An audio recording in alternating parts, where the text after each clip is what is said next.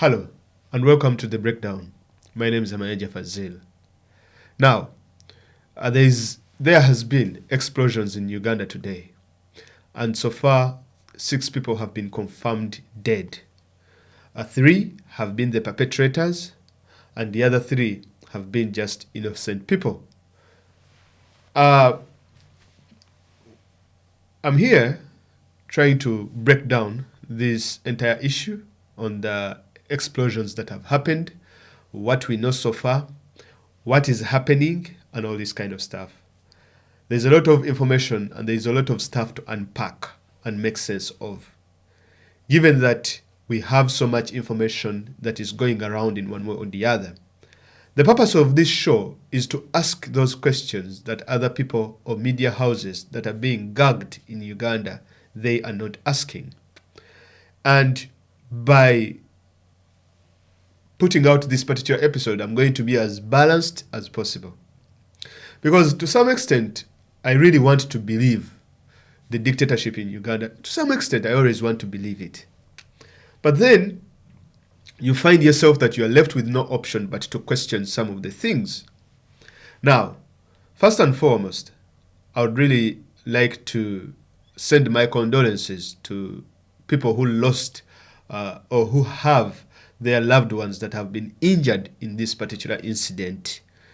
But then we also look at different things that have been happening, and that's what we are going to unpack.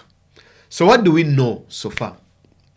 Now, what we know is that police, that is the Uganda police, claims or is saying, I don't know, or with how many investigations, they have said all of a sudden this has been an ADF attack.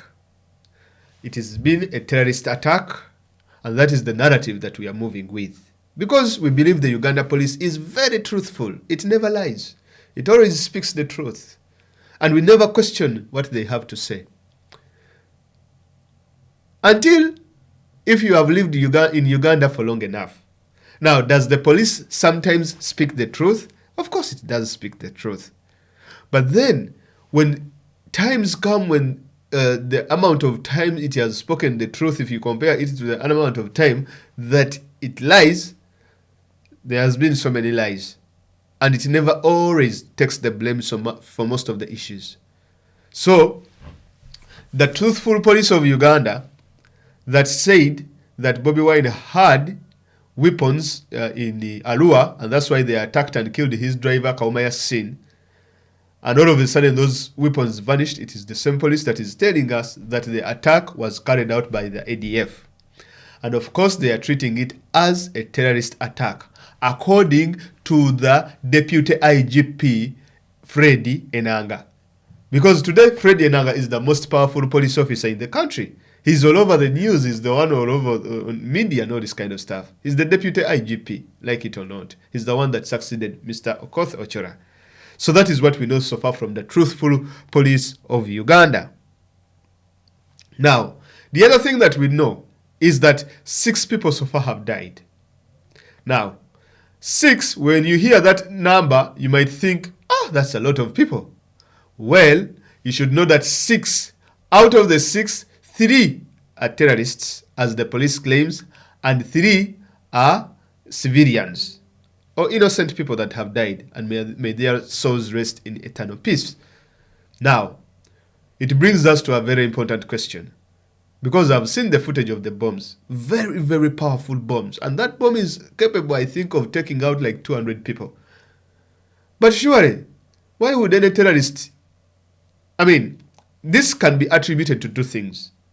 It can be attributed to the fact that Uganda police has been it has been on top of its game, that it managed to save Ugandans from having many casualties. That is a possibility. That Uganda police really, managed so much that the casualties were not so many, which is good. And we can applaud them for that, if at all it is true. But then you try to ask yourself that For casualties to be just 3, was it circumstantial that was the decision of the so-called perpetrator that he decided to go in a place where there was not so many people, not so much that was happening, and then carry out the attack from there so that not so many people can die? Or was it that the police managed to maybe detonate this? I'm not saying that the police detonated, but maybe the police managed to pray to God, oh, please, God, help us, so that it doesn't detonate where there are so many people. Now, that doesn't make sense. Because when you look at terrorist attacks, the reason as to why they attacked the World Trade Center, it is because there were over 1,000 people working in that building.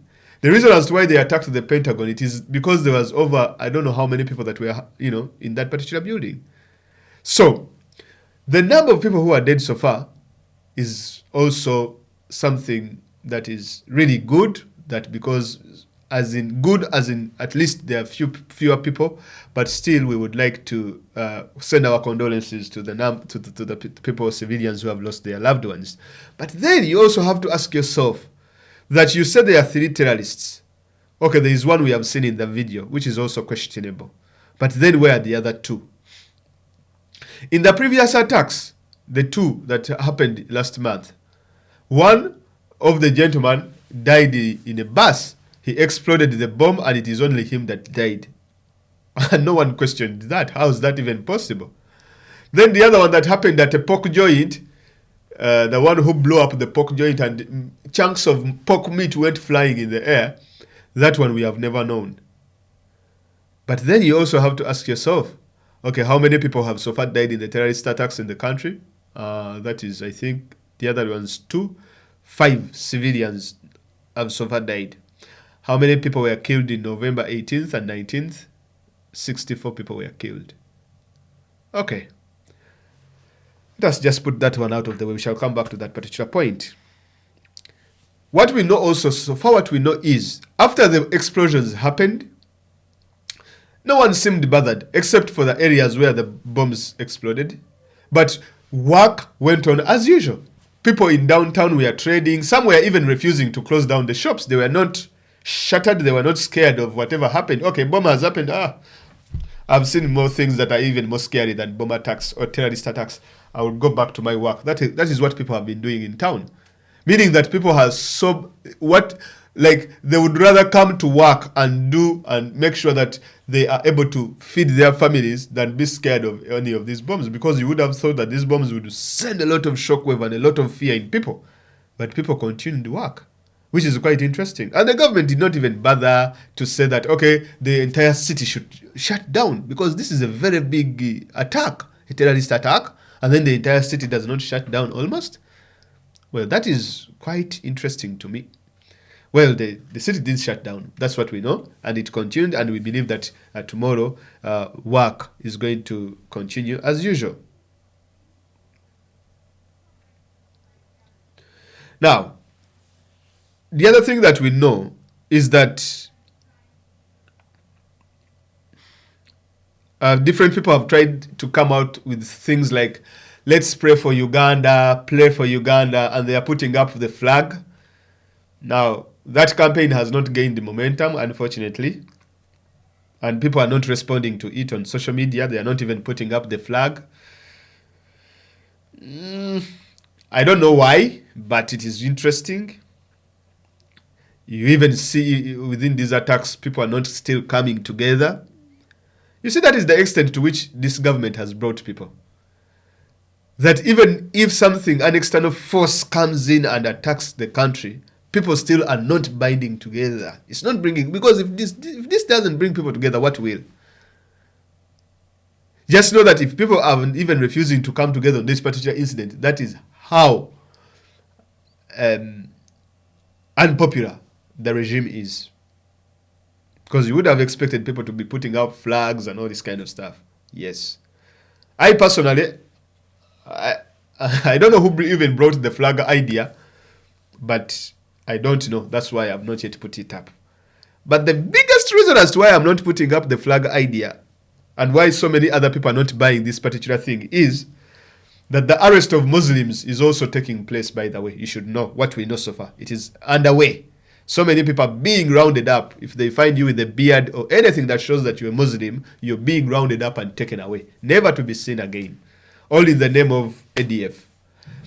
Then the other issue that we know is this has happened in the same month that the Uganda security forces, the SFC and the Uganda police, massacred 64 people on November 18th and 19th. So what we know so far on that particular issue is that Mr. Kyagulanyi Ssentamu, Bobi Wine, had scheduled prayers for the entire week for the victims of that particular incident. But now what we see is the so-called terrorist attack, quote unquote, is now covering that particular incident. And they are making sure that the bombs should always be thought of. It should be a day of remembrance rather than remembering the 19th or 18th massacre, one would argue. And we also know that it is this same month that the massacres in Kasese took place. Now, what we see is that the November massacres that took place last year, they created a lot of pressure, like I explained in a previous video, for Museveni and his cabal. That is why you see that up to today, they have not recovered from that massacre, which is interesting. So, that you should also know.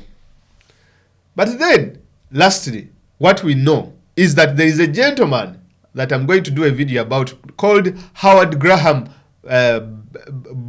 Buffett, a son to Warren Buffett, one of the richest men. Howard Graham Buffett is a mercenary runner as well as a arms or a gun runner.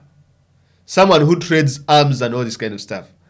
As a businessman, he came to visit Museveni and they were speaking about ADF and the invading Congo.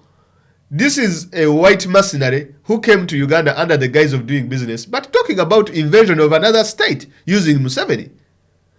And of which last week we saw some Congolese who left their country and crossed into Uganda because of the fighting that was taking place between the M23 that Kagame alleges that Uganda is supporting and some other rebel groups that ended up, Kagame and the Museveni, I think they might have been trying out, right? It might have been a try of what is likely to happen if Uganda invades round 2 of the Democratic Republic of the Congo. That happened last week as well, a few weeks ago. So that you should also know. Now, with all that information I've given you, let us meet in the next episodes on how we are going to unpack this entire thing, how we are going to break it down, being balanced and asking questions that the media in Uganda is not asking, that the international media is not asking, and all this kind of stuff. Let us meet in the next one. Have a blessed day. Bye-bye.